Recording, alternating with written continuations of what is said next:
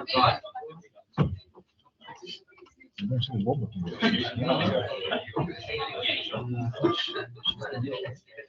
That is definitely sorry. Right, but maybe that's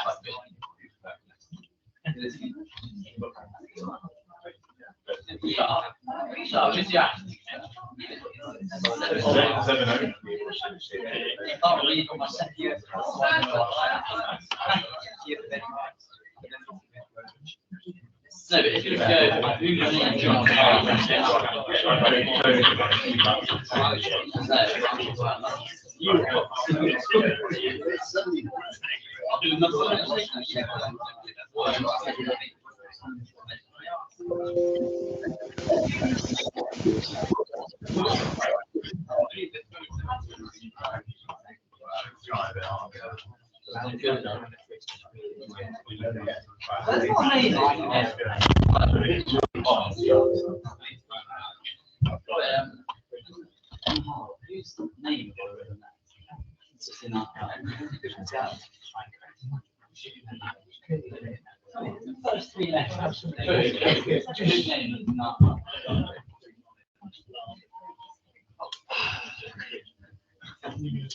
You've got a name.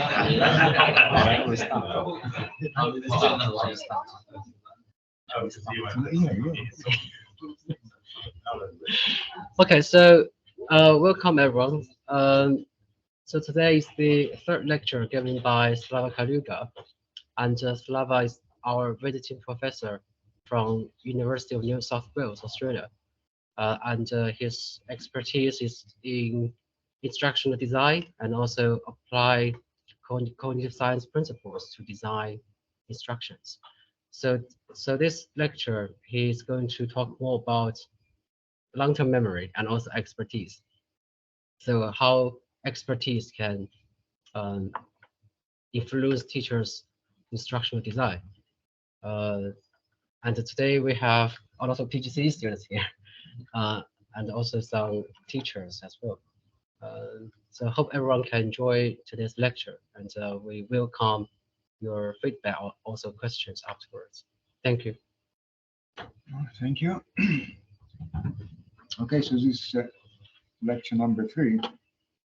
So it's a kind of logical extension of the previous lectures. So for those who haven't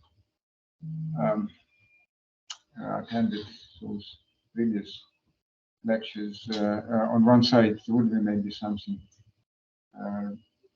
new that need reference to that lecture. On the other side, it is sufficiently, I would say, self-sufficient.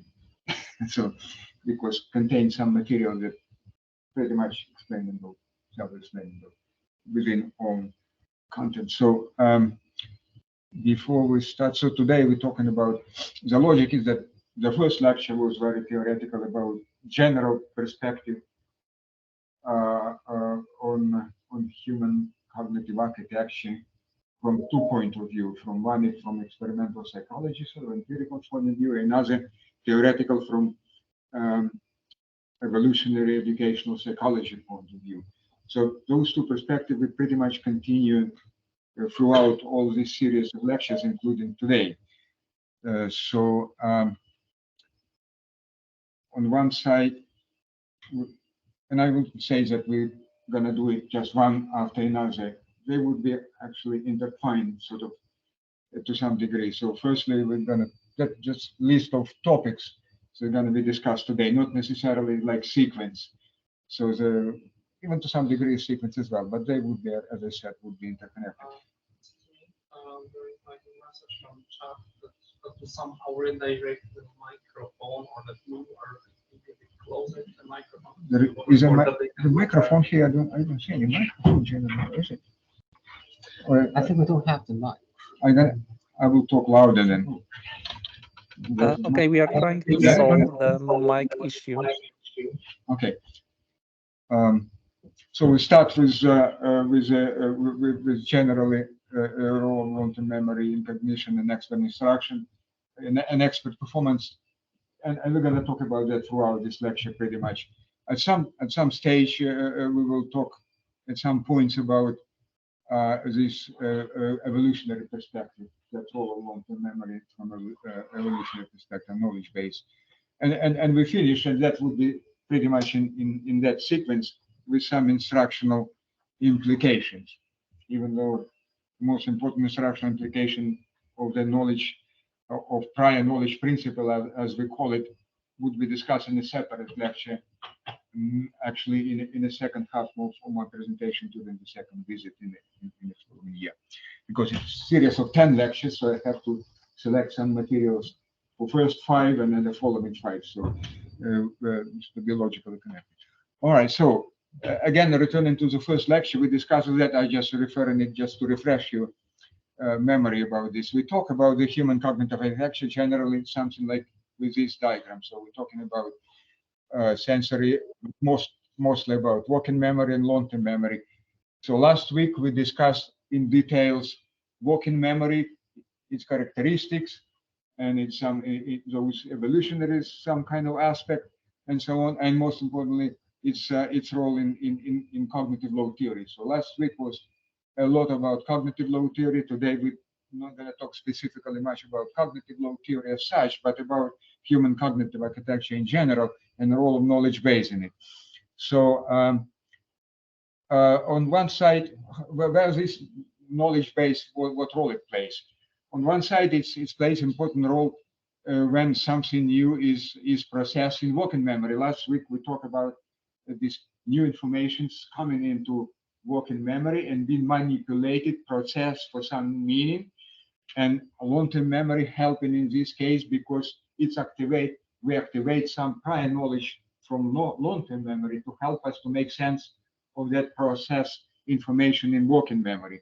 So if we're dealing with new information, getting into working memory to make sense out of this with help of some prior knowledge from long-term memory, that's how that would be looking like that sequence would be like in this diagram. So if, again, I'm using this example, if you're not knowledgeable with the Chinese characters and you see this and you're trying to make sense of this character in your working memory, you might be helped to some degree from the knowledge from memories, that some visual kind of pictures, some human kind of reminding some image of human here and something like that. That the character for the head, as I understand. But that's how the long-term memory would be here involved. Would be activated some prior knowledge relevant to this that could potentially help make sense out of this. On the other side, if you are knowledgeable in this and you, for example, of Chinese origin, and you know exactly what this character, you know it very well, so it's your area of expertise. In this case, no working memory would be involved at all. You just directly perceive it, but you activate obviously immediately that long-term memory related knowledge. You got this perception right away without any conscious processing. So in this case, long-term memory involved completely unconsciously, just by direct perception. You immediately know what it is as an expert, as a native in this kind of language. So long-term memory could be, as you see, used in this case generally in two ways. First, it could be activated and brought into working memory and then consciously processed in working memory, or that could be used like this in without any conscious involvement of working memory, just unconsciously. You implicitly you would use it, but you still would be use it because the meaning for that character is there in your long-term memory. It's nowhere else, even though it's not explicit. So we can say that from previous lecture, working memory is involved in information manipulation, processing, some intermediate storage, and on some keeping some for short term some traces of recently experienced events and so on. So whatever is currently in your consciousness, so it's always related to consciousness at this current moment. What is in your consciousness right now? That's content of your working memory. On the other side, long-term memory is kind of permanent storage of lifetime accumulated information. Everything that you learn, everything that you accumulated during lifetime, presumably it's stored in long-term memory. So it's long-term memory is essentially it's unconscious by itself. So we're only conscious in long-term memory when we actually activate something and bring it into our working memory for that conscious processing, like in that first example, which in this character in case of novice learning. So, I mean, novice and not experience in that language. So, otherwise, if we are, if it within our area of expertise and knowledge or everyday situation, it's always acting actually that unconsciously long-term memory. We don't necessarily all the time bring it into working memory for conscious processing. So it's unconscious component, and so as you see, they are both very closely related, working memory and long-term memory. Therefore, and throughout all this lecture today, we will see how they actually importantly how they interrelated and what importance of that relations. But those are essentially those two major components of human cognitive architecture. We don't talk about much about sensory memory. This, from educational point of view, from instructional point of view, this is a two major components that that have most important significance from point of view of instructional implications. So working memory and long-term memory. Last week we talked purely about working memory itself. Today we're going to talk about long-term memory and connections with working memory. So on the other side, from that evolutionary perspective, evolution psychology perspective, in the first lecture we covered that, and I described those 5 principles of generally natural information processing systems that human cognition actually belongs to as well. So the 2 of those principles listed here, I don't list all 5 of here, but those exactly 2 that directly relates to long-term memory. The previous week we talked about working memory, and that was another principle that the kind of limited range of change principles that we discussed before, which is actually limited scope of changes because working memory is limited in capacity. That what provides that principle. I'm not going to talk again in detail about that, but today we're talking about these 2 other principles. One is the so-called information store principles, that stating that any natural information processing system, including human cognitive system, actually always include the store of information as the most actually important component of it that actually guides our performance, our actions in any environment. So that's essentially most important principle, because everything else, all other principle is actually serve as just showing how that information store is acquired or how it's going to operate. So the second principle is the environmental organizing linear principle. We actually, it actually that briefly could be described like if we're dealing with a familiar environment, and that's exactly the case when we have knowledge about that environment. That's how we actually, that's why we're discussing it today. If we deal in familiar environment, then all these cognitive system limitations imposed by working memory is essentially irrelevant. They are dismissed because that knowledge, the base that what is that information pattern that are stored in this stored information help us to get around those limitations, and therefore they are essentially significantly reduced or eliminated. So that's kind of our sort of type of general cognitive processing depends whether we act in familiar environment or not familiar environment, and that determined by the knowledge we have. If we don't have any knowledge relevant to the specific task, we acting in new non-familiar environment, and that would be one type of processing. Working memory would be playing the key role there. If we're acting in a familiar environment, so we have some sufficient knowledge base for that environment, some information sort of pattern that can guide us in that environment. In this case, working memory would possibly involve very in limited way or not at all, like in that case in the second example with Chinese character.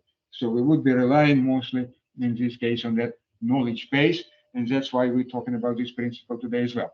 So that briefly about that in evolutionary perspective in relation to those 2 principles. So now getting back to to the role of knowledge base in our information processing, especially in working memory processing. Let me show you do some brief kind of demonstration here. Just how many letters would you recall after the brief exposure to this sequence of 15 presumably random kind of letters? I show that for a few seconds and try to recall as many as you can. All right, how many can you recall?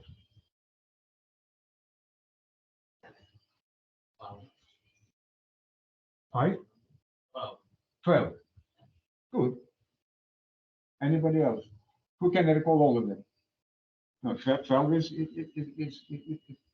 12 is much more than that 7 plus minus 2. George Miller's limitation of short-term memory. It's over there. So it's how you managed to do that? They were acronyms. There was CIA, DDC. So there is some grouping, right? Right. So you could notice, if you didn't notice that would be 15 random essentially symbols for you. It's well above this short-term memory limits that we talked about last week. Short-term memory capacity 7 plus minus 2 from 5 to 9. We are not able to keep in short-term memory more than that for a matter of few seconds. And here, if you notice this, maybe some of those abbreviations could be familiar for you. If all of them, you can easily recall all 15. If some, like probably in this case of 12, that would help you still significantly extend this working memory, this short-term memory or working memory capacity. So BHP, maybe you don't know that kind of Australian originating company, the resource company, that's the big one. ABC could be American, could be Australian, broadcast corporation, everything else you probably know. So that makes what the demonstration shows in very kind of primitive and simple way, that what we know, what the knowledge, and that your knowledge essentially in your long-term memory, that help you to process information in working memory, keep it in short-term memory. So if you don't know those knowledge, you don't have knowledge, that make processing or remembering in this case very difficult or impossible. If you know at least partially something, that would significantly make task much more easier. You get around those working memory limitations essentially in some way. So long-term memory in this case allow us to get around this information processing bottleneck, because otherwise we are limited to these 7 plus minus 2 elements, essentially from 5 to 9, around 7 all the time. That would make that processing that we require in our life in learning things literally impossible, because that would make every time we would be heavily overloaded.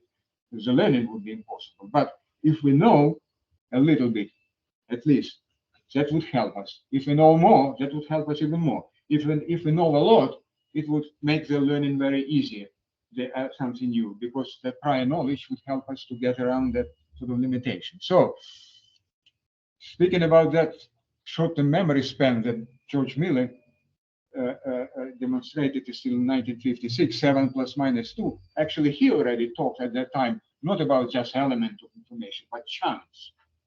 So we're talking about chunks here. It's not important as a level of kind of basic elements involved, but what's important is that familiar chunks that you're operating with.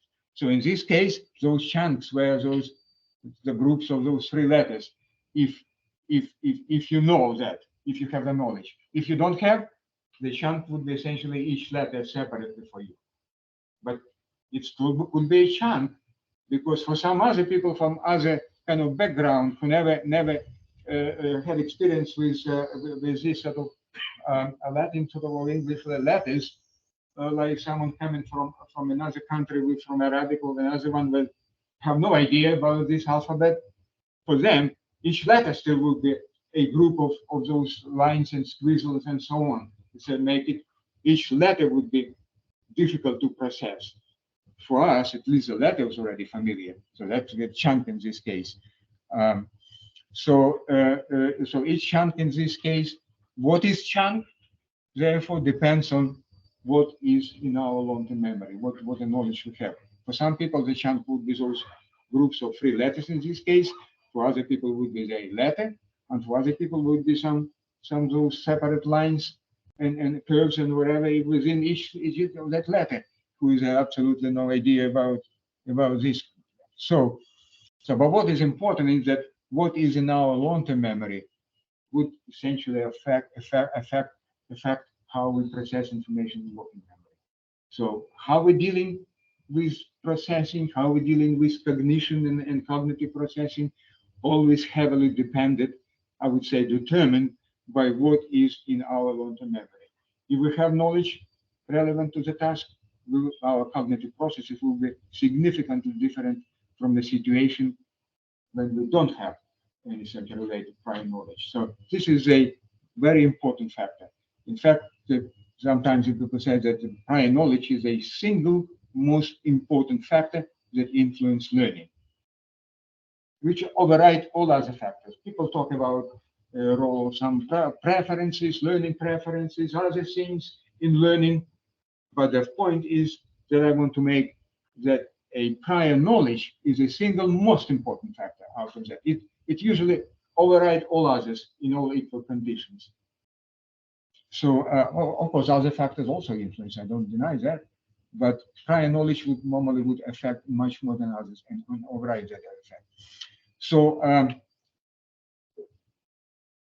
so essentially, that chunking, that kind of process that could be described as chunking, essentially, or using that prior knowledge, allow us essentially to expand working memory capacity, if you like. So if your working memory capacity in unfamiliar information is essentially just few elements in a time that we can process. If we have some prior knowledge, our working memory capacity could be extended, and the more knowledge we have related to the specific tasks, the more it would be extended up to essentially it could become essentially unlimited, if you like, if you have a lot of knowledge in some specific area. So again, some example with that Chinese character for a native speaker or in that language, that would be easy, would be single chunk, the whole character. For most of us, in a written English word, the whole word normally is the chunk. We don't read words by each separate letters. We normally look at the text and we read that by words or even by the whole phrases as a single chunk. We don't go into the details of processing. Again, if you compare when you read in some general newspaper, some general language, you read by those the large units, by the sentences, by phrases, and so on, because it's familiar kind of everyday language. If you read in some textbook in specific area, in mathematics or in science or whatever, you probably, there's something you learn in this case new, not everything would be familiar to you, and you have to get to the sometimes to very more lower levels kind of chunks here. It could be separate words, separate concept, or sometimes separate symbols in mathematics that you have to deal with if you don't have a knowledge. So again, it depends on your prior knowledge how to read it.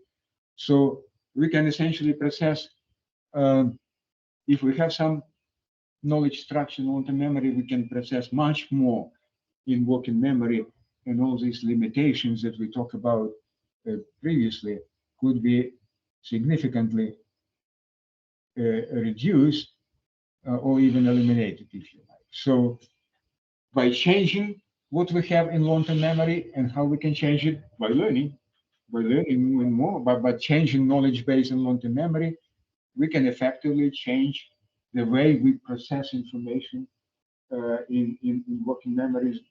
That would influence the way we learn, the way we perform, and so on. So that's why that factor is important.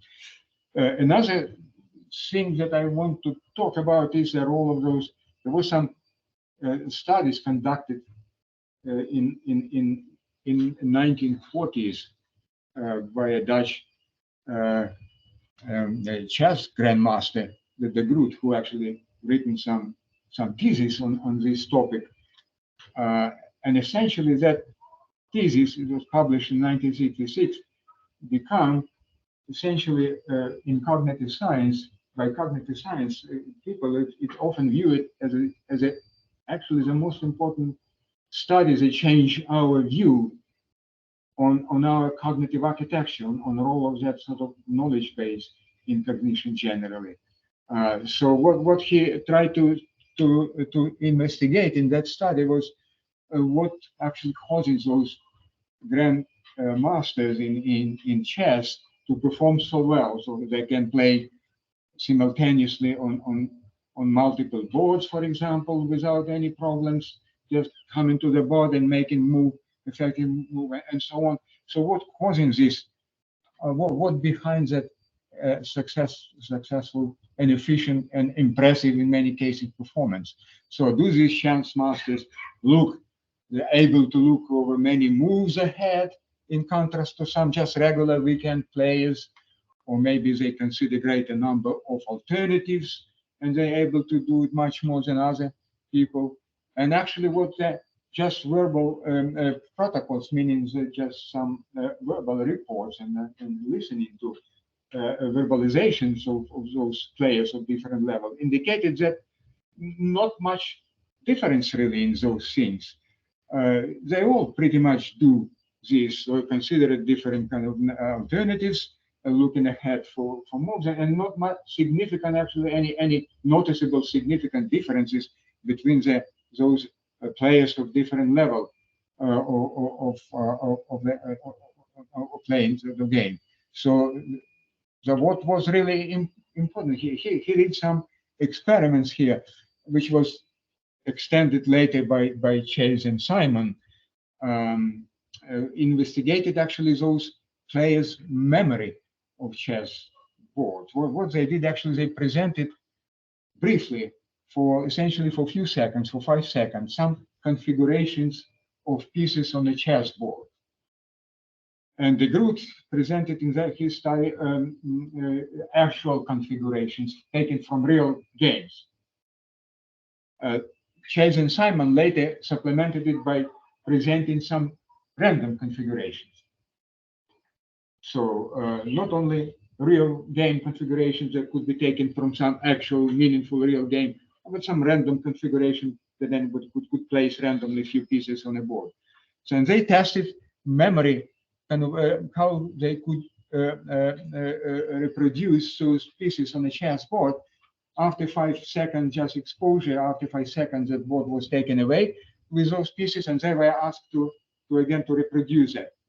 So what that study shown, that those grandmasters were significantly more successful in this task of reconstructing it, but in case of real game configuration. So they as you see, 80-90% versus 30-40 for weekend players. So significantly better performance in that reproduction. However, they didn't show any that's significant difference when they actually try to reproduce random configuration, not taken from realistic as actually possible realistic game configuration. So the conclusion from that study was that the superiority of performance is influenced first of all and most importantly by actually knowledge of those grandmasters of those real game configurations, those real chunks. So they have those real game configuration as a kind of chunks already in their long-term memory. Those similar chunks to like those letters that we actually look at. They were demonstrated some 10 minutes or so ago. So they have the chunks in this area, in this specific area of chess. So novices didn't have that much of those knowledge or in their long-term memory of those real sort of game configurations. So they were not able to perform this task successfully. But when faced with random configurations, so both of those group of players were pretty much in the similar conditions. There was a random configuration. So the grandmasters were actually in some situation like their previous experience with playing real game didn't help much here. There was some slight difference, as was indicated, because they were able to somehow to see some, even in those random, some possible, some familiar groups or partially, but generally not significant. So what that study showed actually is that the grandmasters have this extensive and much better organized this long-term memory knowledge base in this specific domain, and that was what that was called much better performance. So it was evaluated in the studies. It's a lot of studies about those chess that become kind of area for in cognitive science of a lot of studies. And later they evaluated that they roughly have those good level of performance players, like about from 50 to 100,000 of those chunks in their long-term memory, which would require a lot of time to learn. Some at least 10 years of experience would give you that sort of amount of knowledge, but that required over the long learning over the long period of time and all that huge amount. That's why those grandmasters, they usually take, and the earlier they become in life, is playing and they accumulate over those many years and become knowledgeable in having that a lot of that information. So what this study did in principle, of course, again, I'm not denying any some influence of some other factors. There is some component, of course, of some, if you have some specific abilities, not everybody possibly can just, anyone from the street you take and put them into 10 years of playing chess and doing nothing else, and you expect that they will become the best chess players in the world. Not really, because it also involves some other factor. But this one is a significant, if not most important one. So the role of that sort of primal, that's what amount of the chunks they learn. So so this study changed kind of a view on the role of a knowledge base or long-term memory essentially in human cognition. So before, when people talk about long-term memory, they talk about some memorizing thing for long-term. That's where the name coming from. That's kind of the name traditionally from was introduced by 100 years ago, if not more, in experimental psychology, when in the beginning of psychology generally, to account for some type of memories that allow us to remember for a long time. So it was about remembrance mostly. This study showed the long-term memory not only, and not really mostly about just remembering things. Long-term memory actually guides and determines our performance in everything that we do. Absolutely. Every task we do in our life, whether it's in science or in professional activity or in everyday life, actually guided and determined by knowledge base, by long-term memory. Whether it's implicitly, automatically, like in many everyday situations, or explicitly, unconsciously, like we're dealing with some professional experiences or the science and mathematics, unless you also automated that knowledge, and we're going to talk about that today as well, later a little bit too as well. So it is most critical component that determine how we perform, how we learn, and everything else what we do. So it's not just for remembering. So grandmasters in those studies essentially read the chessboard in the same way as we do other things in an area where we are proficient. So you read the newspapers that you read by a lot of those chunks, and that you do it quickly. Grandmasters read the chessboard the same way, by the big familiar chunks, not just each piece separately. That's what they determine their sort of efficiency. So similar mechanisms could be for all high-level cognitive skills. Anything you take, text comprehension, how you're able to comprehend text. If you are good in reading, you have a lot of those knowledge patterns, that a lot of those chunks of high level, a lot of those automated, well, sort of things that could be applied implicitly, not even necessarily consciously. When you read in the text, what kind of knowledge you have will determine how successful you comprehend it. So the long-term memory, again, it's not just passive store of information to remember later. It is something that actually actively involved in anything, again, that we do, whether it's learning, whether it's problem solving, or anything else. It's just something that always involved in that, whether it's explicitly or implicitly, consciously or unconsciously, it's involved always in all those kind of things, not just something for remembering. Therefore, sometimes people say that long-term memory is not really good name for this part of now human cognitive architecture, because long-term memory reflects that kind of idea, perception that this is a part for remembering things for long term, for memorizing. Essentially, many suggested that knowledge-based, more suitable name for that part is actually our knowledge base that help us to do a lot, that our base, essentially that base that underline our any performance. That's a knowledge base. It's more. Okay, but anyway, we're gonna use both this and I use, as you notice, pretty much interchangeably for the long-term memory or knowledge base, the same. What's important to understand, starting from that simple demonstration with the letter chunks up to these grandmasters and everything else, that this is things that actually critical for successful performance, any cognitive successful performance, including learning, problem solving, and anything else that we're going to discuss more later today and in next lectures. So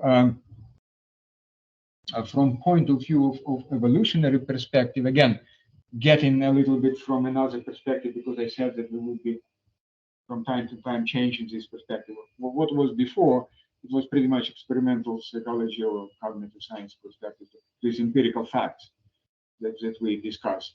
From theoretical point of view, from evolutionary perspective.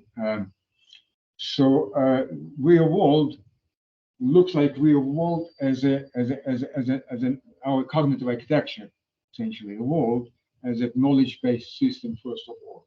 That's why that principle of information store that I mentioned before is, as I said, is probably the most important one, because that kind of saying that any natural information processing system, like humans, actually the most important part of that is that information store. In human case, it's a long-term memory, because that kind of determines everything in our performance. So in this case, we evolved in a way to have this knowledge base as big as possible to be efficient in performance in any kind of environment that we have to operate. For this, firstly, last week we talked about working memory in soul and the role of that limitation of working memory from evolutionary perspective. And we talked that the working memory role is regarded as a mechanism that limits the scope of change to long-term memory. So we're not allowed essentially by that mechanism to change long-term memory in one time very significantly. Otherwise, it would destroy that organization of that kind of system. So, meaning that working memory, when we operate in new environment, in unfamiliar environment, so working memory limits the amount of information that we can process in order not to overload that cognitive system, not to destroy that knowledge base that we already have. That could possibly happen if we do the kind of try to do the big changes. But the same mechanism essentially, in a way, triggered that our evolutionary that system to rely on to that significant degree of knowledge base to get around those limitations.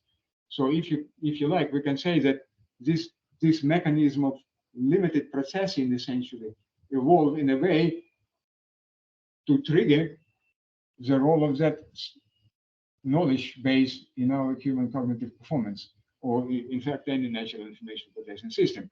So they are kind of two those mechanisms in this case operate interchangeably, kind of in connection. One is knowledge base helping us to get around working memory limitations. Working memory limitation in other ways actually forcing us in a way to learn as much as possible to be able to get around those limitations.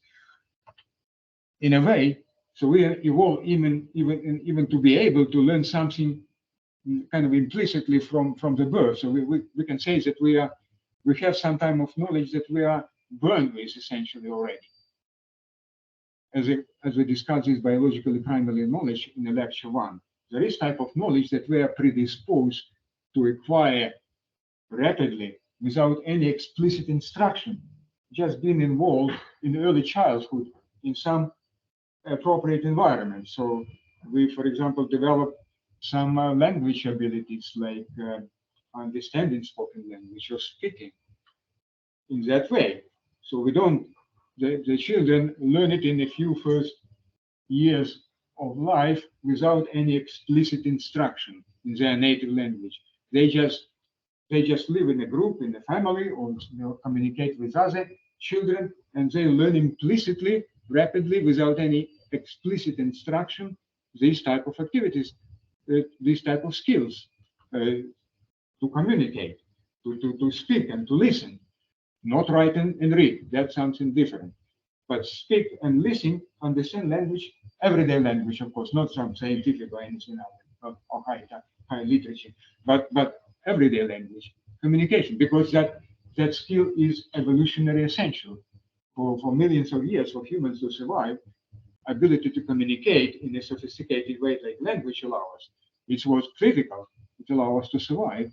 That therefore we are evolved in those millions of years to acquire this type of knowledge in this implicit, very rapid way. So we actually evolved to be able to acquire to the significant chunk of that knowledge, significant share of that knowledge base in our long-term memory. Already in that way, we're already predisposed to be able to acquire it from just in a moment we're born, actually, right? So we can say that in a way we're actually experts in some activities already from early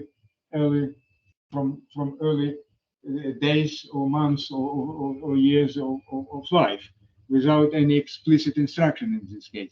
That again reflect to some degree this role of knowledge base in our general performance. Some of that knowledge we can say that people are born with that sort of knowledge base already in their heads, even though that maybe technically not there, but they acquire it very rapidly during the first months or years of life. So we talk about those biological primary skills and abilities in the lecture 1 who didn't attend. So they just to list these communication skills, have some other type of activities like orienting in space, like some intuitions. Some of them are useful, some of them are not useful, like in science education later when we have to overcome them, like the idea of the flatness of Earth, the kind of intuition of that biologically primary nature. We don't understand that small children that the Earth is actually like a globe, right? Like around, they live in flat, and that's an intuition, which is essentially the biological primary knowledge, and some other skills. A lot of those. Some talking about we talk about in the first lecture even some mathematics related to biologically primary skills that all small children already possess. So that kind of evolutionary perspective. Some views on this from evolutionary perspective. Now about expert performance. What makes the expert expert?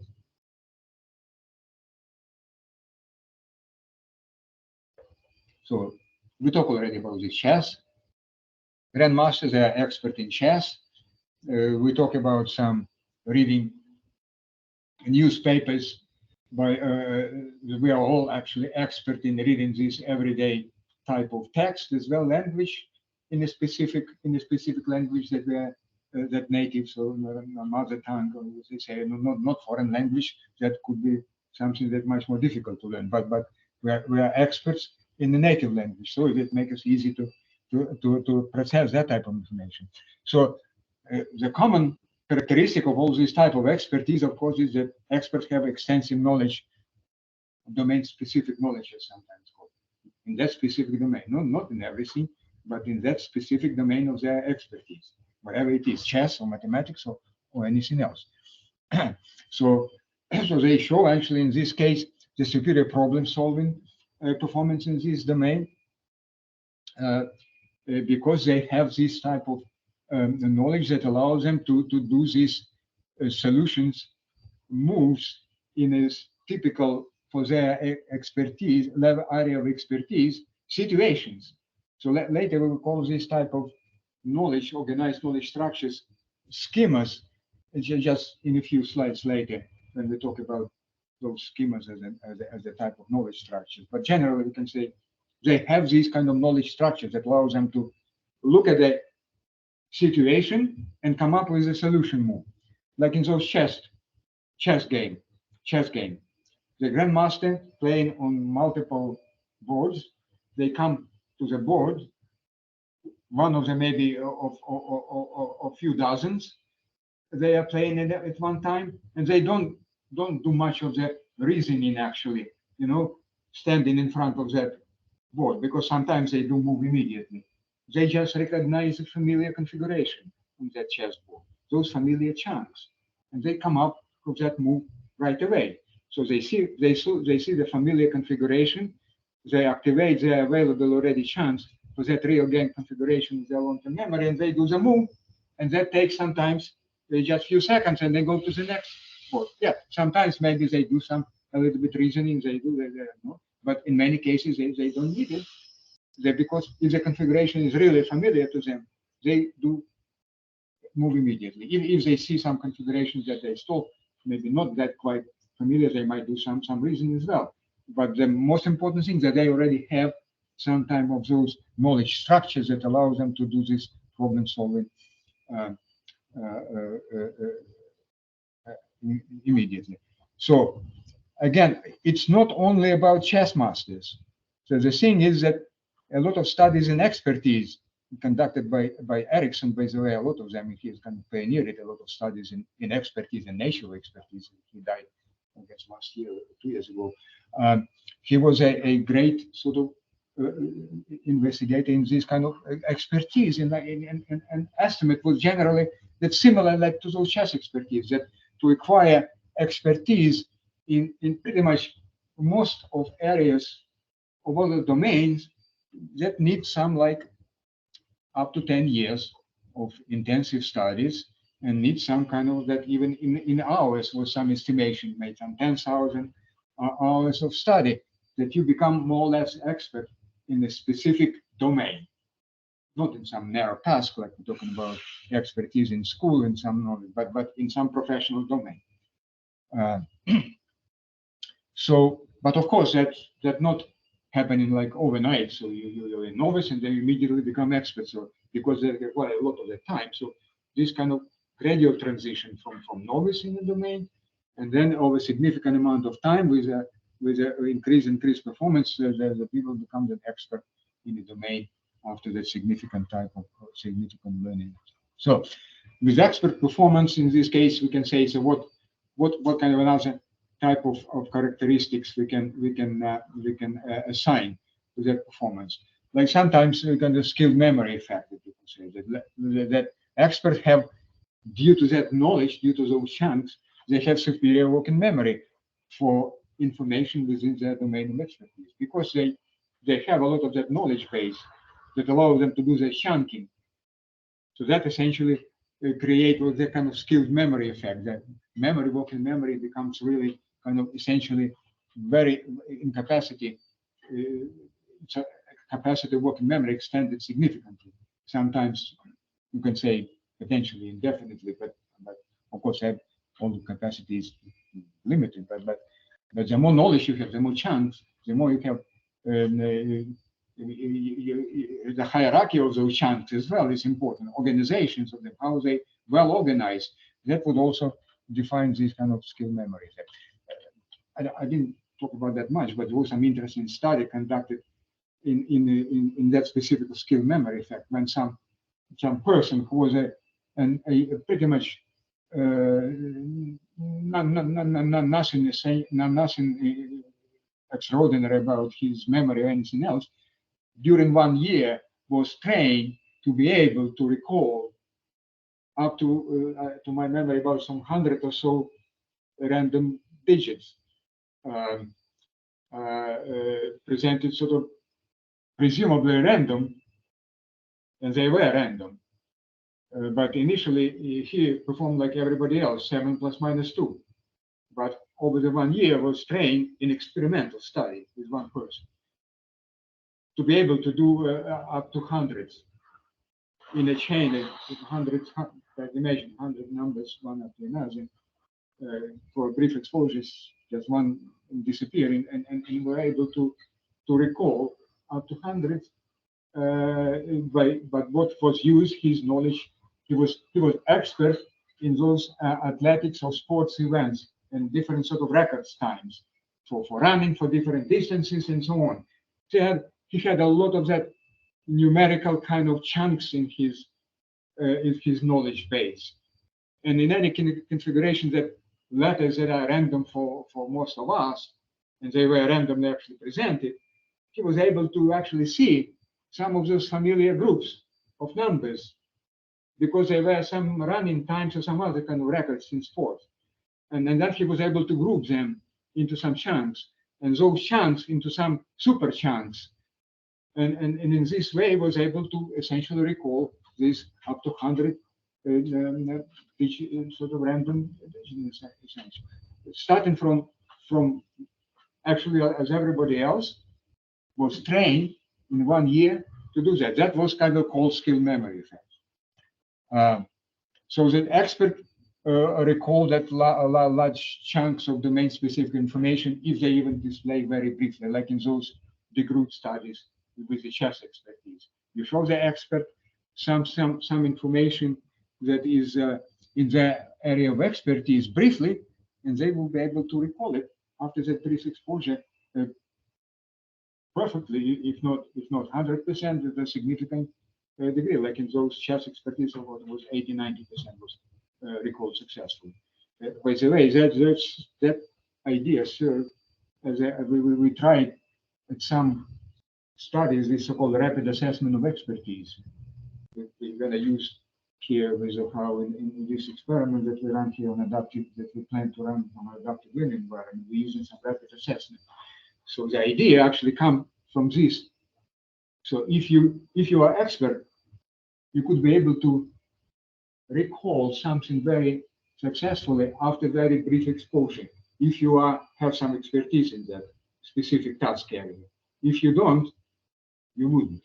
If you are expert or partial expert to some degree, the more you're expert, the more able you would be actually to recall rapidly after the very brief exposure. So to determine expertise, you don't need to run some very long multiple choice test for half an hour or so. You just have to select few tasks in the area of expertise that you want to measure and do some very rapid tests. It would take essentially not long, showing some exposure to the task and ask them to do something to indicate, like to indicate their first step in this situation. And that will show you immediately whether someone has some level of expertise in this area or not. Again, so but that characteristic of expert. So expert actually, due to this huge knowledge base, they are able to successfully and rapidly encode information in their knowledge base, some new information, or to retrieve that information where it's necessary to some performance. So that's kind of another kind of important characteristic of experts. So we will talk about the general role of knowledge base, knowledge base in expertise. Let's look at, again, we're talking about long-term memory today, or knowledge base. Let's talk a little bit about characteristic of that long-term memory while we're talking today about long-term memory. So, of course, there is a different type of knowledge in long-term memory. It's not just some uniform mass of knowledge. Of course, we have a lot of different facts, a lot of different skills that we have in long-term memory and so on. So we can distinguish them. So in the first, there is one distinction. There is several kind of dimensions of distinction. First, we go with declarative knowledge. So the knowledge of like fact or concept. So knowledge about what is this?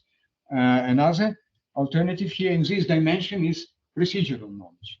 So meaning how we do something. So skills essentially. So if you have this linear equation here, if you have procedure, you can immediately come out with solution like that. So by the way, one nuance here is that if we just describing this procedure in this way, so if that equation should be solved this way, it still would be declarative knowledge about the procedure. When we're talking about procedural knowledge as such, it means that you already have this pretty much, you do it implicitly without much kind of processing here. You see the equation and you come up with a solution right away. So that means that you have procedural knowledge. Otherwise, you just have the declarative knowledge about this procedure. So that's something that sometimes will confuse. And if we can describe the procedure, that means that we have procedural knowledge. You know, we have declarative knowledge about the procedure. You have procedural if you're able to perform this task already without kind of doing all this by the book, steps. Another important distinction is verbal versus pictorial knowledge. So another dimension is some knowledge in our long-term memory we call this in the verbal code, like language, and another one is as pictures, like images. So again, two different type of knowledge, but that's still knowledge in long-term memory. Some knowledge is pure. Some knowledge could be described in both ways. Some knowledge is suitable well for verbal description, some more for pictorial. So we have a question from the chat. So the question is procedural knowledge sometimes used to describe knowing that is implicit or subconsciously? Usually when it's called procedural knowledge, that means that it's implicit. Yes. And that would be in the next line here in explanation in the next dimension. So just to finish with this verbal pictorial, of course, some knowledge, like some concept of justice or something, you cannot present pretty effectively as an image, right? You have to describe it. On the other side, some knowledge like geometrical figures like triangle or rectangle or whatever, you can better present it as a picture. It's immediately clear. You can describe as well in the same, but it will take like paragraph of text to describe it in text linguistically without any picture. So, different again. Sometimes people say the picture is worth 1,000 words, and this pretty much is correct from point of view of cognitive efficiency. Pictorial is much more efficient cognitively because it's contain a lot of information, interconnected information in one space. On that picture, you see many interconnections on that picture immediately. While in a text, you will be able, you have to jump from one part of the text to another to figure out all this connection about that, some components of that sort of knowledge. So it's much more cognitively efficient. So if we're able to present something as a picture, it's better to use than the linguistic description, if that allows both. Some knowledge doesn't allow this, but many type of knowledge do. So another description is explicit versus implicit. Again, explicit is something that we are consciously able to consciously activate, retrieve into working memory, and sort of consciously process and describe. So therefore, it's usually believed that explicit is associated with kind of declarative knowledge. Implicit, on the other side, is something retention without conscious awareness. That usually say that associated again. Normally, they say they usually associated, mostly associated with procedural knowledge. Maybe in some cases, some exceptions, but that's the case that mostly associated with procedural, meaning that procedural, yes, it's kind of mostly kind of implicit, something that perform implicitly without conscious awareness. You do it automatically. Intuition, automated procedures, automated skills. They can do initially they could be in a kind of declarative form as a description, but with the practice, you automate those procedures like this algebra equation solving procedure would start, and it usually always start the acquisition from declarative stage, and then after the practice and the application, it become automated and become implicit in this case, and that become kind of procedural knowledge in this case.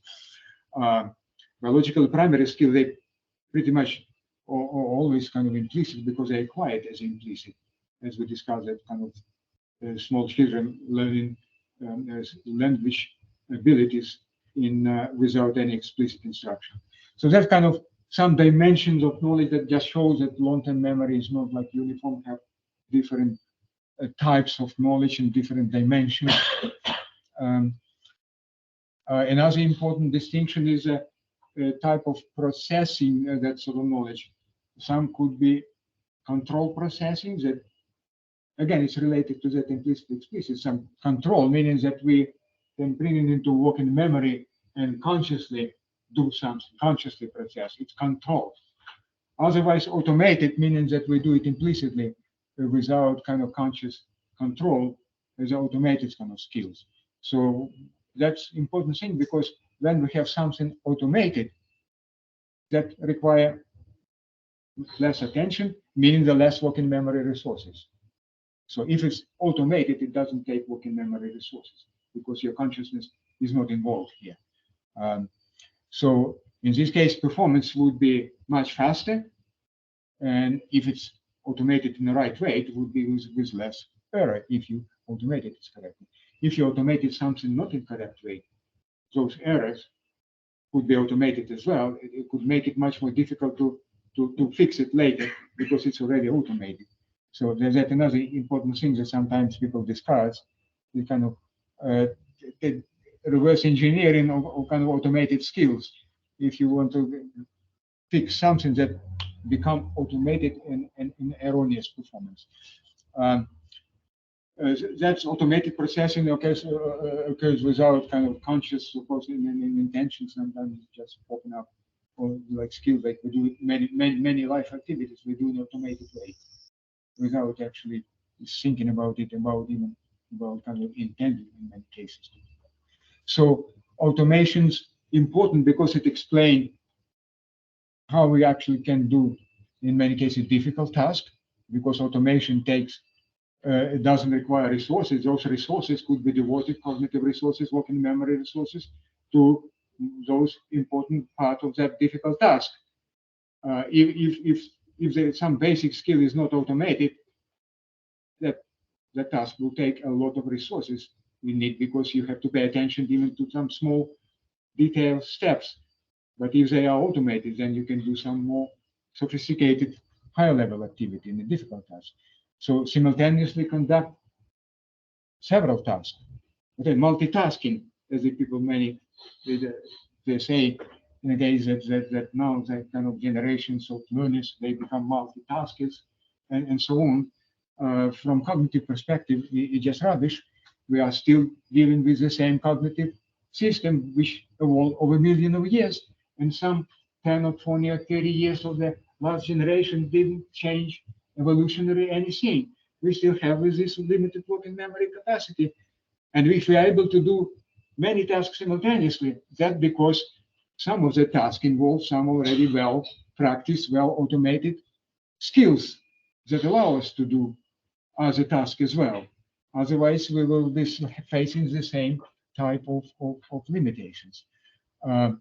We are able to read the text comprehension, of course, for meaning, rather than focus on some small decoding some levels of words kind of type of performances. So we're able to read fluently because some lower level skills automated. We could become accomplished performance in any in music or sports or any other activities, because a lot of skills in science, if you like, in mathematics, because many basic skills automated, and we not to pay attention to them explicitly, and we can focus on more other things. Automation, of course, is slow to develop and require a lot of kind of practice when something that is explicit originally in a declarative form, due to practice and multiple applications, become kind of automated.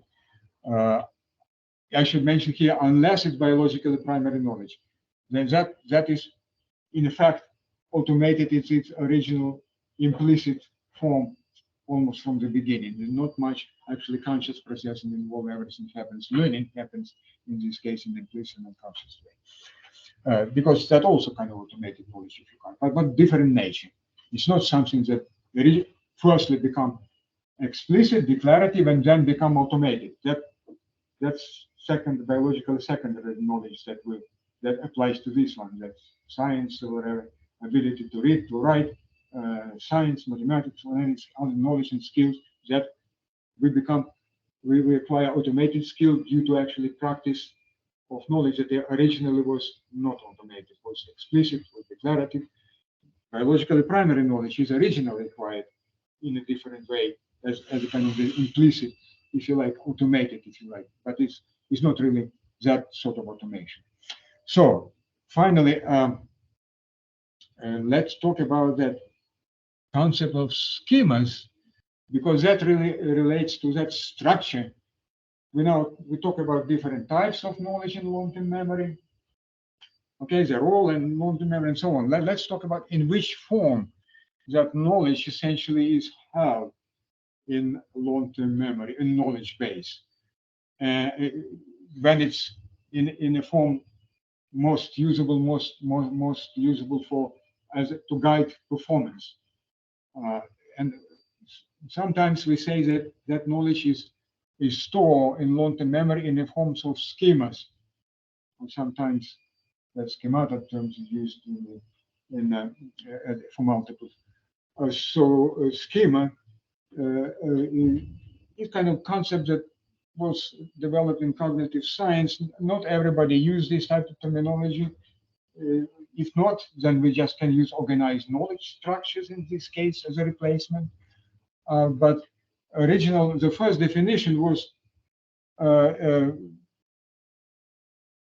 suggested by Bartlett in 1932 in his book Remembering. I think that describes the role of those organized knowledge structures in our ability to remember things. Organized structures that capture knowledge expectation of some aspect of the world. It's very, very kind of diffuse, very broad definition. We use in cognitive law theory in our studies something like this that we believe capture a little bit more specific. So it's organized knowledge structures, right? That represent some generic concept. It's kind of generic organized knowledge structures, not just specific for any specific case, but kind of generic that apply to different possible examples or different possible variation within the same area. So the generic organized knowledge structures that categorize information according to the way in which we use it.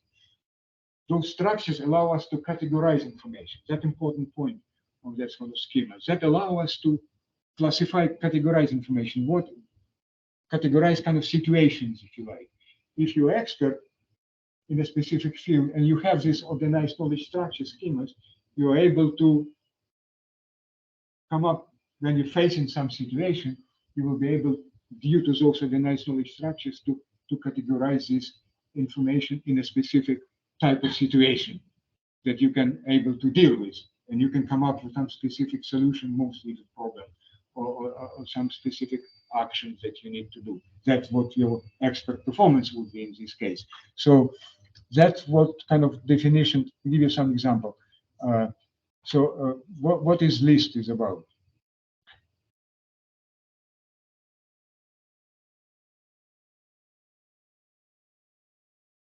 Try to categorize it. Any ideas? What is it? Breakfast. Yes, that describes because you have this organized knowledge structure schema, if you like, for breakfast. That schema would involve not necessarily all of those components in that specific implementation, like it could be coffee instead of tea, or some other things instead. But mostly those components, those slots, as this we say, would be there. Would be some form of table. There would be some place where you sit in a chair, some instrument you use, and so on. So it would be some place for all of that. The specific implementation could be different in different cultures, in different cases, different individuals. But pretty much that knowledge structure, that schema for breakfast allow you to categorize this pretty quickly. So that kind of breakfast schema, if you like, the word is. We have a lot of type of this, of course, schemas. We have, for example, we can identify this some object as a tree. No matter, sometimes they look very differently in the specific cases, but we're still able to see it as a tree because we have the generic schema for that. The human face, they have some different kind of shapes and form and colors and everything, but we're still able to identify it as a human face because we have that kind of generic concept that allow us to do that. When we're reading some piece of text, we have the schemas for a lot of schemas involved here, for letters, for words, for phrases sometimes, for sentence structures that we actually allow us to figure out meaning of this sentence quickly. So all of those knowledge structures are type of schemas, if you like.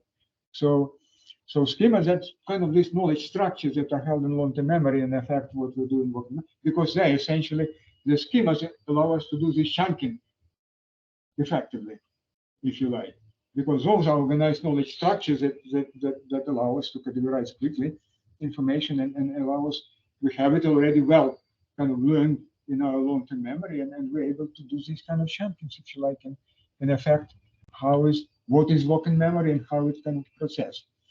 So the schemas could be not only declarative kind of, but also procedural. There is some, they call scripts sometimes in this case. So here you have some restaurant scripts, or what you do in a restaurant normally, following some specific procedure. Even in many cases, it's kind of automated. We don't even consciously think about it. But that is the type of procedural schema in this case. For text schemas, we can talk about level of letters and words and phrases, but also we can talk about the whole genres. They also have some specific generic concepts that describe some. The fairy tales could have very different structure as some political speeches, right? The different types of structures that allow us to categorize those different types of text in this case. So again, some other type of schemas. Let's get closer to mathematics. Again, I'm using this simple linear equation. So if we have this type of task, for example, so what would be a schema in this case? We will say that someone have a schema in this case if the person or learner in this case are able to categorize this type of situation and come up with some solution steps just for this specific situation. And in this case, that would be, let's say, would be something like this.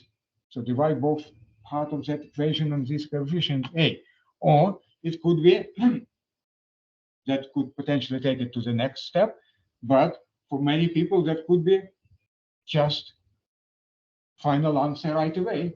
So you have this schema already kind of well learned and well automated. So you see the equation, that kind of situation in specific this domain, and you come out with schema right away, like this final solution. That means that you are able already to skip this intermediate step because you have the schema well learned, automated, probably in that stage, and you don't, that you acquire it quickly and rapidly. So that would be example of that organized knowledge structure in this simple situation. Some like in arithmetic word problems, some people, I guess some people suggested some different type of schema of situation to describe those in arithmetic word problem. And notoriously difficult area for children to handle. and that was in some studies, and we'll look at some of that, one of those studies next week, I guess, or the week after the election, and not in the next week in the election, but in the next lecture or one after that, I don't remember yet. But we'll look in more details in some other studies with these arithmetic word problems, that actually this is a type of situations that allow categorize different specific arithmetic word problems into some type of categories and come up with specific type of solution for each of that category. That would be example of schema, if you like. So schema, to kind of as a summary, essentially allow us to see and to view some environments from point of view of what is relevant in that environment and what is not relevant. So that long-term memory obviously is constructed using those schemas. We're able to determine, because we're able to categorize and clearly see what is relevant to that knowledge that we have, and then we adopt it. And then that, on the other side, we see that what is not fitting into that schema, what is not relevant, and then we can, in this case, discard it. So the schema allow us to judge and to categorize information in environment from that point of view of relevance. Again, look at this. I like to use those example of children that describe their understanding of the roundness of Earth, because they have this schema well embedded, essentially implicit.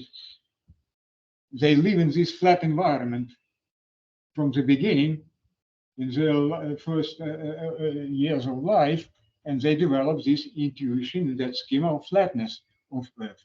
And then sometimes in the primary school or in the kindergarten, the teacher tells them that it's actually talking about this Columbus trip, and the Earth is round, but they don't have any prior knowledge to handle it. They have this flatness intuition, so they handle it in this way, that the students kind of understanding what the roundness. They try in different ways to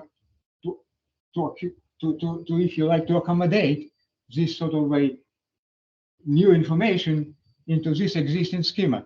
So in this case, you can say that we're dealing with scientific kind of misconceptions here. We have to consciously and intentionally override it in some later stages of instruction. But originally, that's what we're dealing with.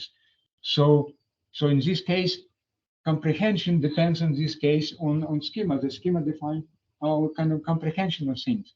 So inside how we comprehend, what we understand. So essentially, comprehension is by definition is selection of that schema or knowledge structure that allow us to assimilate some new information from the environment into what we know.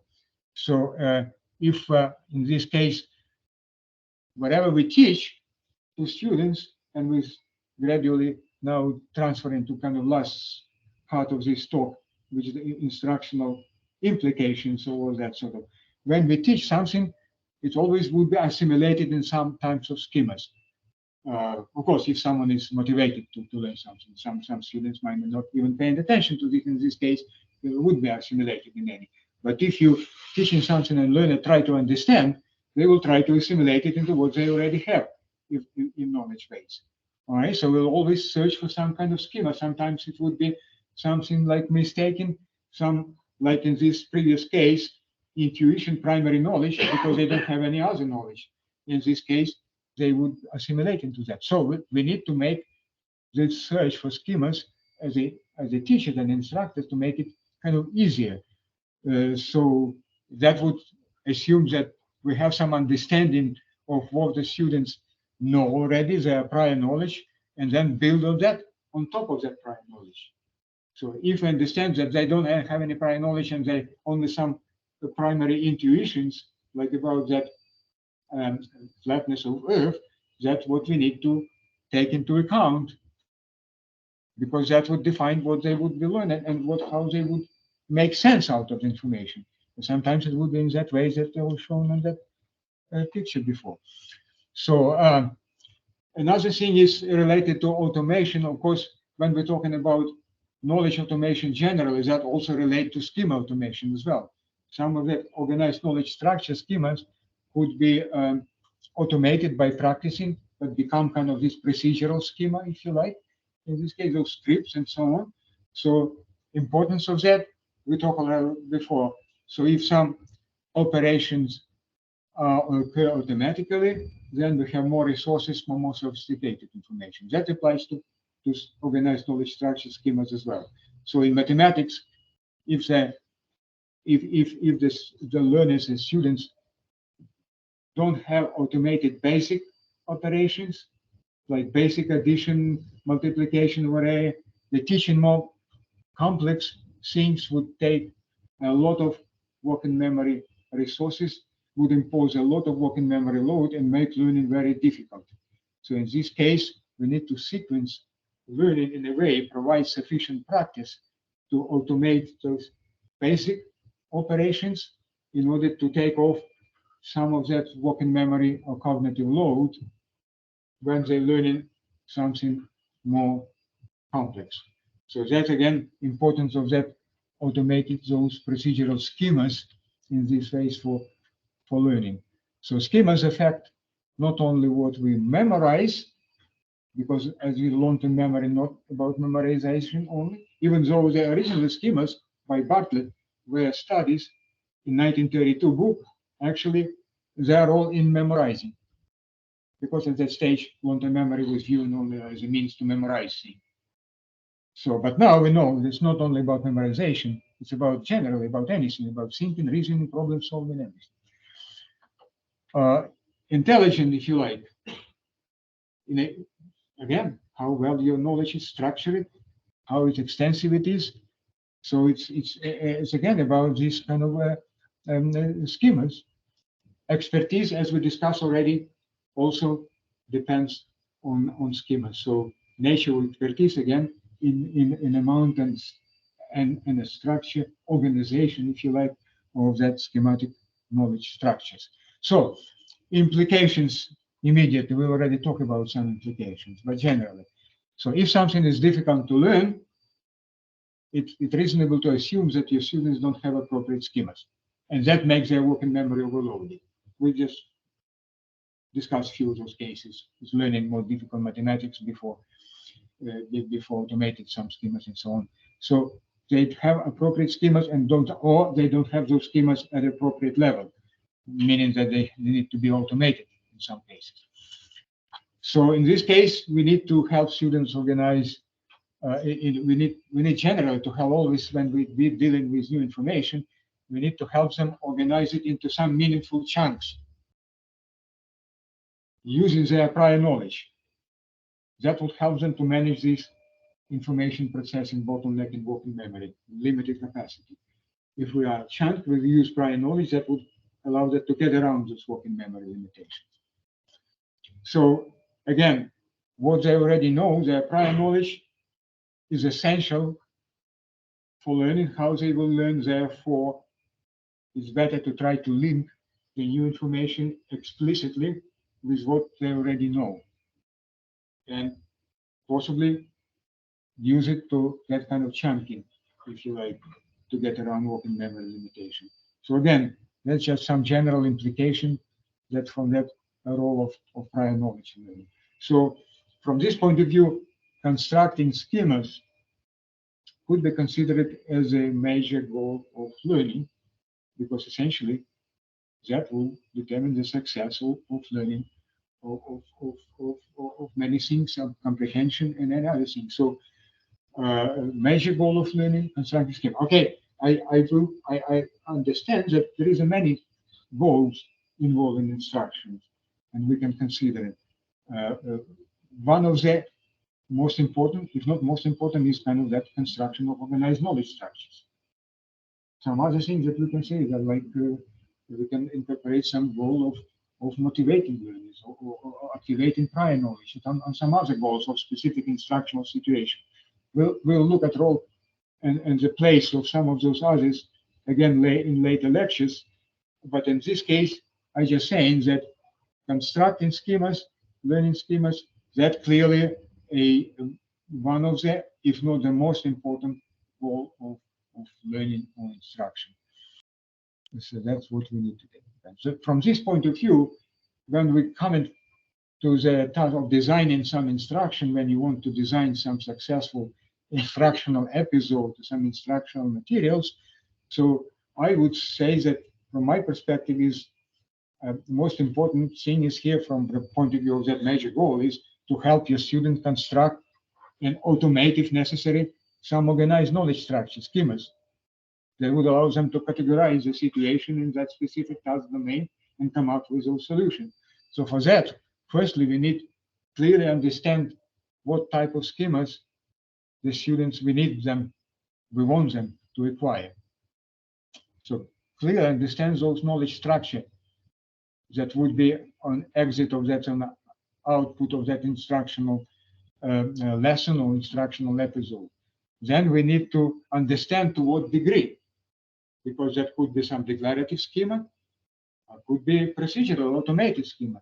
Not everything should be learned to automated stage, but some important skills should be. So therefore, we need to understand to what degree that schema should be acquired. Next, we can think about, can I represent those structures, those schemas in some suitable, possibly visual way? Because we know that pictorial representation is cognitively efficient. Maybe in some way, like in those arithmetic word problems, show some schematic situation for different type of task situation, and they will define schemas to some degree, different type of schemas that could be applied in different situations, or something of that nature, or something verbally probably sometimes, or some flow charts or anything other way. So we need to represent somehow in suitable the students will clear see and identify. Then the obvious question is how we should design the instruction to optimize acquisition of the structure. What sequence of tasks? What kind of guidance should be provided? And final question from cognitive load perspective, of course, what we should do to reduce unnecessary cognitive load. We talked last week about unnecessary cognitive load, like wasteful, extraneous cognitive loads that are not really necessary for learning, in contrast to some essential cognitive load that is important for learning.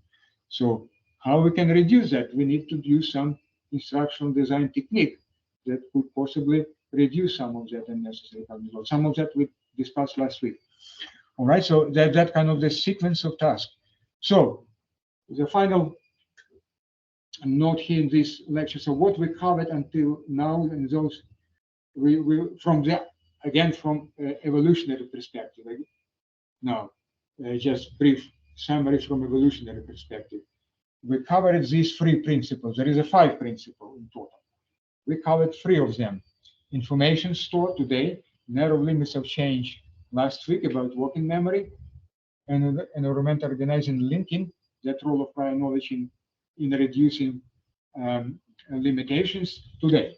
So from evolutionary perspective, we now went for these 3 principles. What we left to do to consider the remaining 2 principles.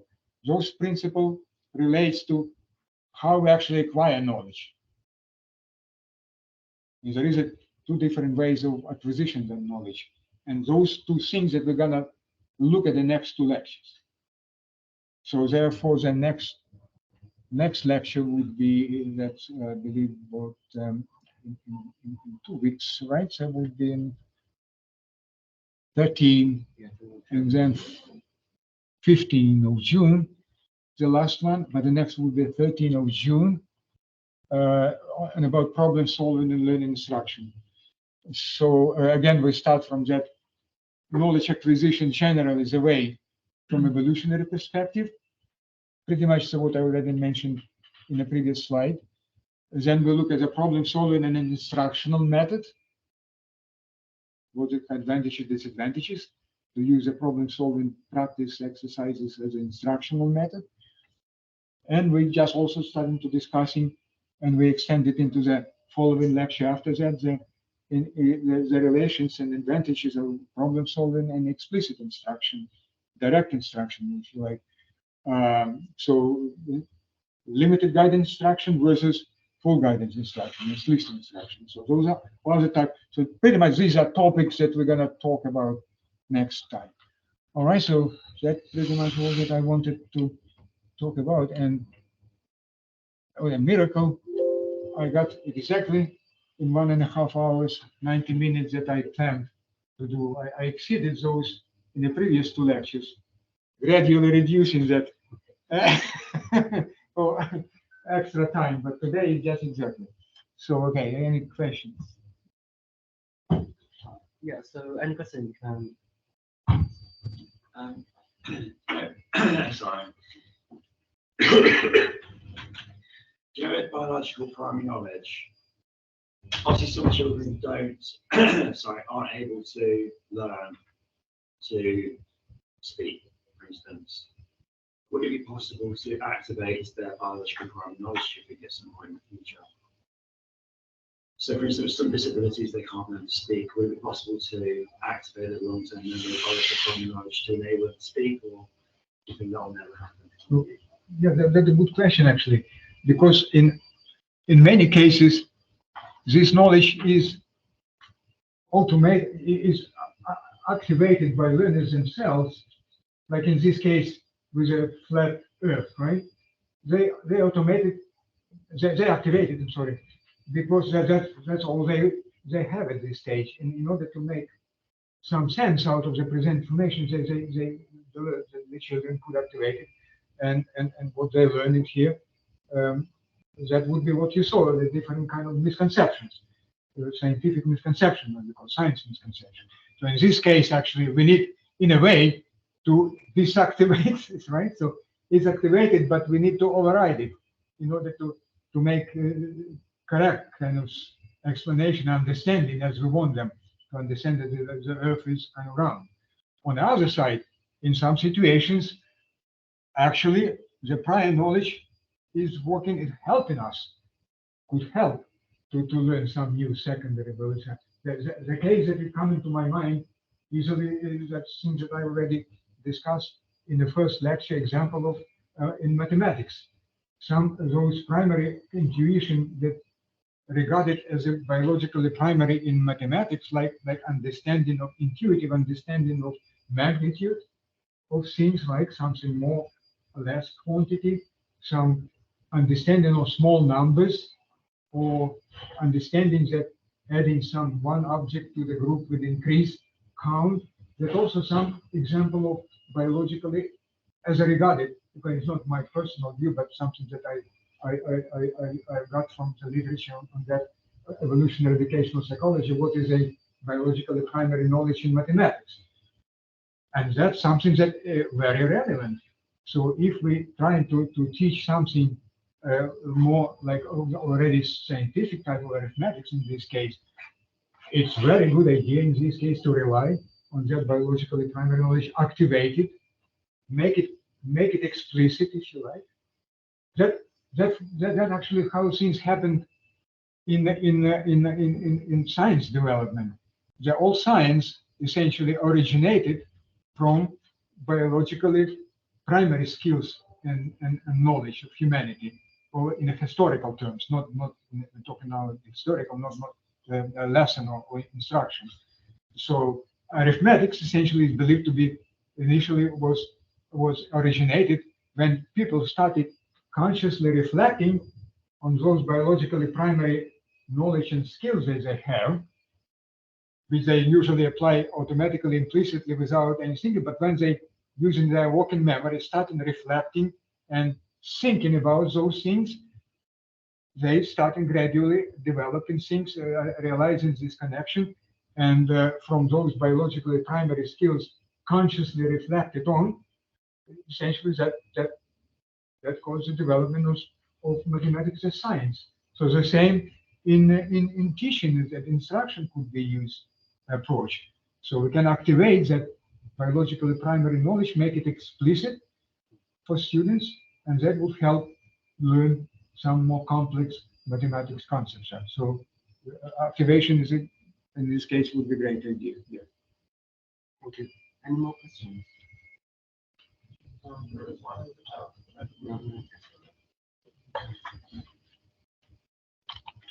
There is some question in the audience here. Let's while you are accessing those.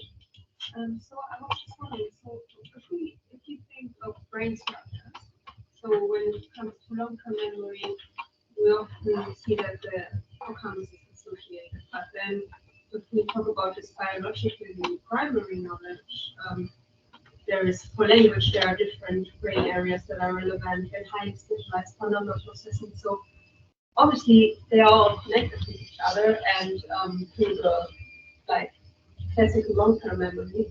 But would you think that it's still, I'm trying to figure out if we're talking about this biological primary knowledge also as long-term memory, how is this then related to this long-term memory, which is physically related to the hippocampus? So I'm just trying to make some sense of it. I'm not a neuroscientist here, so I'm not going to talk in terms of hippocampus or other brain areas.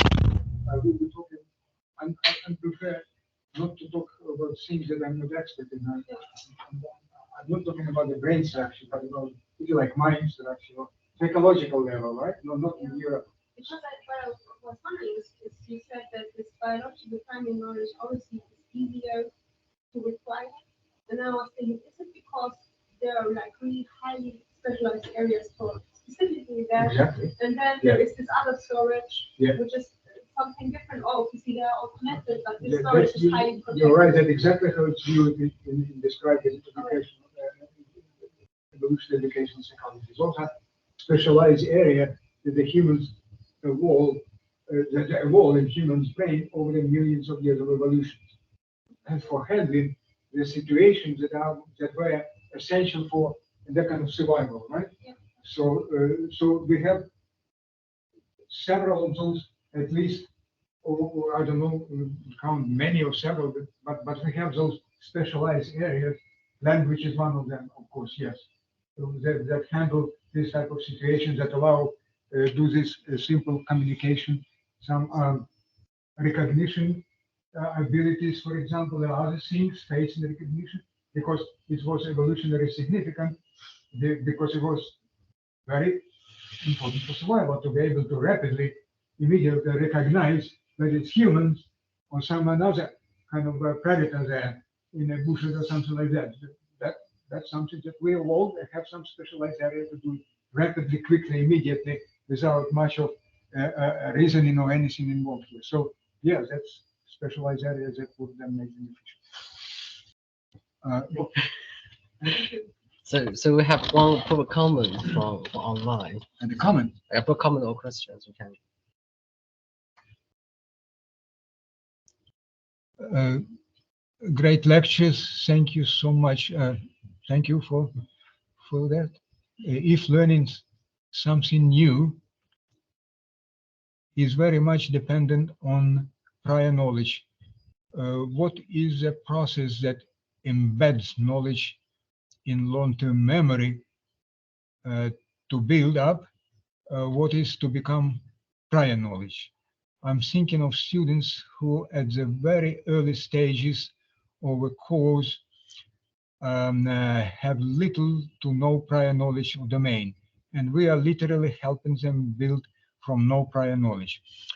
Okay, that's again related to some questions here, and that is a good question really, because it's kind of that process of reductions.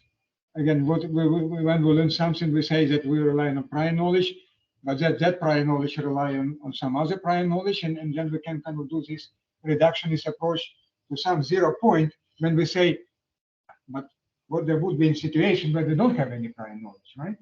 That's what that idea of that biologically primary knowledge help us in this case, because there is some on that 0 level, there is usually biologically primary knowledge, or what sometimes in evolutionary education psychology is called folk knowledge, that everyday type of intuition and knowledge that could be related to that area.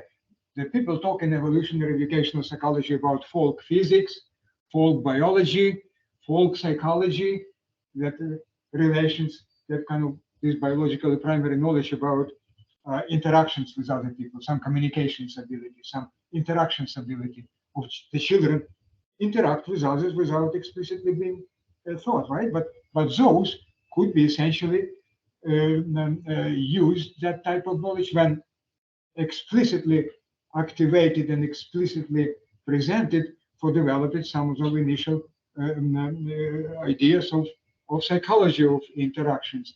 Some of those initial folk knowledge or intuition in biology, some initial intuition about flora or fauna, when consciously reflected on, could be used as that 0-point prior knowledge for teaching some biology or botanics or some other type of that related areas. The same about physics, some of that folk physics, some initial intuition about space orientation, for example, that we are able, that primary skill, ability to orient ourselves in space, or some other intuition about, like, falling object. We always falling vertical, as students observe that. Some other intuition contrary to actually Newtonian law of physics, when you put something on a flat surface, that eventually will stop.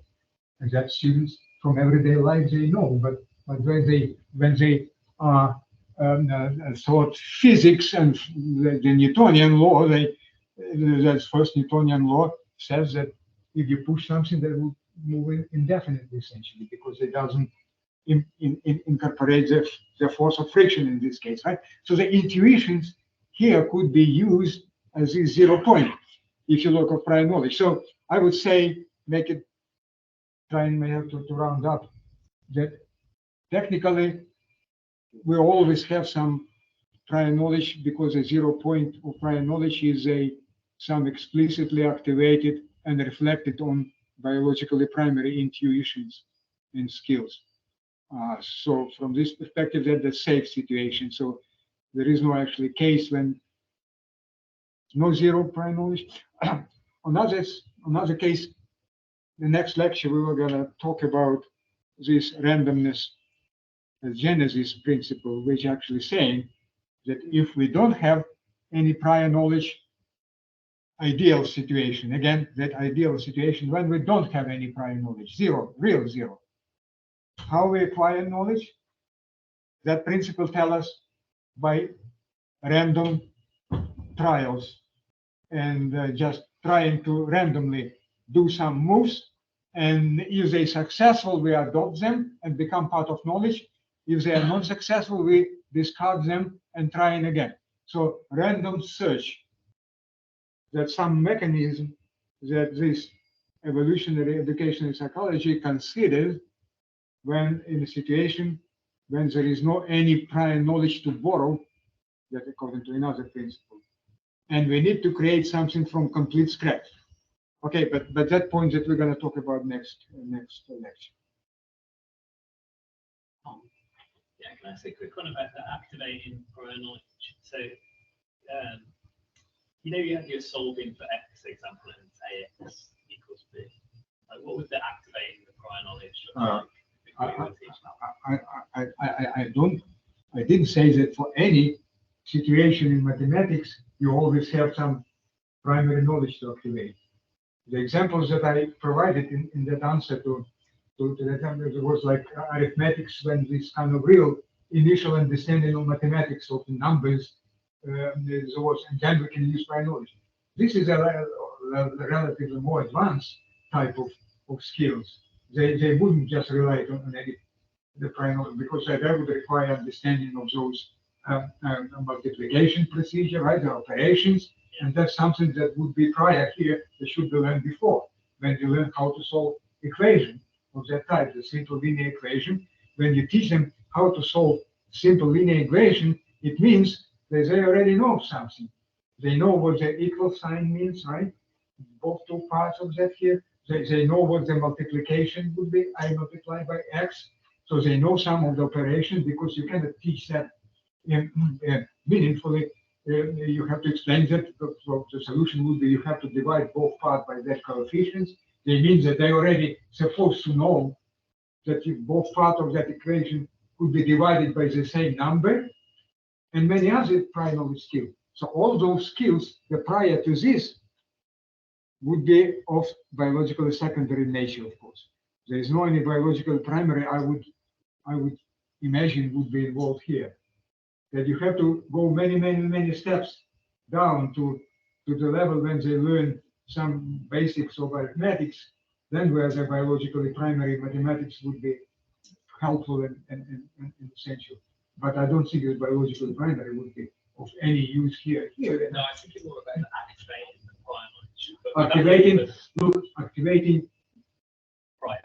Just so if it was. You said prior, not primary. Yeah. So well, if you take the AX My fault. thing, would you go? Yeah. What does AX? Okay, you're right. say? Of course, for some reason I seem to be asking about activating primary knowledge. Because I was talking about before about that, so that's what's still in my mind. Activating prior knowledge. But yeah, pretty much I already talked about it. Prior knowledge in this case would be those basic operations that involve in this. Before those are acquired and understood, I would never approach teaching equation unless you already know how to handle those more basic operations and understand what those multiplying those symbols will mean and have some practice in doing those transformation in algebra. So they have already know some basic of algebra in this case before they started learning equations. And that would be the highest skills in knowledge of any other accent of that you wanted to? Because that, Well, I suppose I was thinking, like take the AX notation, then you want to go. What does this mean? Like as a test of that, rather than say, remember this means AX means A multiplied by X. So a kind of retrieval. okay. The one example that I would probably use next lesson would be two approaches actually what students do when they given this type of task. If they have some prior knowledge, if they have the knowledge how to solve it, the schema, they would show it. They would divide both parts by A, and or immediately come up with the answer. If they don't have that, they might do some trial and error process, right? Trial and error. They just try instead of X. Of course, we're talking about some specific equation, not A, B, right? But 3X is equal by 5, for example. If they don't know the procedure, they can, instead of X, try different values and see if it works or not. They even try these values very meaningfully, just how far they approach to that, getting that. And sometimes they come up with answers. Would they be useful or not? Firstly, it's actually the case, of course, that they don't know much of knowledge. They don't know knowledge. But would they help to acquire knowledge of solution? Random trial and errors. The studies, and again, I will discuss it in next week, actually show that the trial and error will be imposed so very cognitive load in this case that they would make not much resources to make some meaningful to extract that solution procedure from that. So explicit instruction in this case could be more productive, showing them and explaining them how to do that. Then I give them this task and asking them to solve it on their own by this trial and error procedure. Would that trial and error still be completely useless? Again, the question that I will answer on if not next to the lectures following. In some situations that could be useful, but for other purposes than teaching a solution procedure, for teaching schema. So again, let's talk about this in a following lecture, because some of that material that I have about this and some consideration is actually related to the topic of the following lecture. But the idea of prior knowledge, actually, from my perspective, is pretty much tricky. You have to explain them, and they have to understand before coming to this equation sort of business. That dividing both sides of equation on the same number, that's something that they should make sense of them. Okay, as that would be some prior knowledge that they need to understand to be able to understand this solution procedure. Otherwise, without this, you wouldn't be able to explain it meaningfully. Right? They can do it mechanically. Okay, you can explain the procedure. Divide by A, divide by the coefficient, both fiber equations. That would be the first step. Next step, do this kind of simplification and divide the answer. They can learn by rote way sort of this procedure, but that would be without understanding the prior knowledge essential here for understanding, because the prior knowledge should give them the understanding of that if they have this equation, you have divide both parts on the same number or multiply by the same number, and they need to understand this, and that would be essential prior knowledge for this. That's my understanding. Again, if it makes sense in mathematics education. Sometimes those nuances of mathematics education at the specific types of task. Maybe I'm not you might have better ideas than me, because if you are doing research specifically in mathematics education, you might have a lot of specific knowledge in that fine-grained areas. I have some mathematics education myself, which helped me to do. I did a lot of studies in mathematics area, but I'm not actually the mathematics educators as such. I did research in many areas, in language education, in science education, in foreign language education, in Chinese characters teaching, even though I don't know not a single Chinese character what it means, but I guided that by providing some approaches and principles from cognitive perspective. And experts in those students, in this case, PhD students, they did that specific kind of application and research. So my own research experience spreads over the broad areas of completely different, starting from mathematics and technical areas to various sort of humanities and social and language and everything else. So all these cognitive load approaches and the cognitive architecture applications that all apply to different types of things. So I may not give some precise answer to that precise mathematics and specific instructional situation, but from my perspective, that would make sense in here. Thank you, thanks, Slava. So I think probably it's time. So so next week Slava will not be here, but we have another speaker from Erasmus University Rotterdam, so from Netherlands, and he's going to give a lecture on a similar topic, but he will focus on how we are going to train students to self-regulated learning. So, and also how can we quantify the working memory resources. So how about to measure the working memory? So next week, next Thursday, the same time at the same room. So we will have another topic. And thanks for everyone. Thanks for your time today, and probably see you next time. Thank you.